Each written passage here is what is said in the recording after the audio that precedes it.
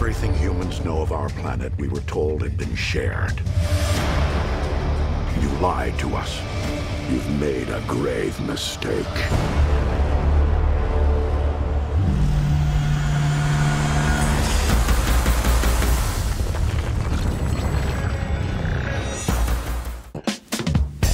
Transformers Dark of the Moon raconte l'histoire d'un fait des années 60, enfin révélé au grand jour, un fait qui pourrait bien bouleverser à jamais le sort des êtres humains menacés par une guerre qui pourrait leur être fatale, ainsi qu'aux fameux Transformers. Troisième épisode de la franchise basé sur la ligne de figurines de chez Hasbro et toujours réalisé par Michael Bay, Transformers 3 avait le poids du précédent film boudé par la presse et les fans quant au scénario, mais acclamé par les mêmes pour les effets spéciaux.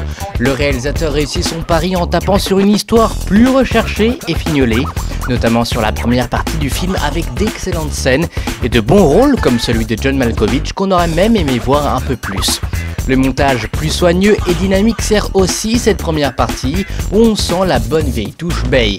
Une deuxième partie quant à elle riche, très riche en action, un peu trop diront certains, mais même si on aura pu supprimer peut-être une petite vingtaine de minutes d'action, le film resplendit grâce à ses effets spéciaux à couper le souffle qui surpasse de surcroît les deux précédents opus de la saga. Shia LaBeouf quant à lui prend un peu plus au sérieux son rôle, peut-être justement grâce à un script plus étoffé, et la belle Rosie Huntington, elle remplace Megan Fox. Belle, c'est le mot, même si l'actrice ne dispose pas d'un grand sens de l'acting, elle propose quelques sourires et quelques regards qui pourraient peut-être, à l'occasion, en faire tourner plus d'un. Transformers 3 est donc un excellent film popcorn qui divertit au point de ne pas regarder une seule fois sa montre, du moins pendant les 2 premières grosses heures. Un film peut-être un brin trop patriotique à la fin, mais ça, c'est à vous de juger.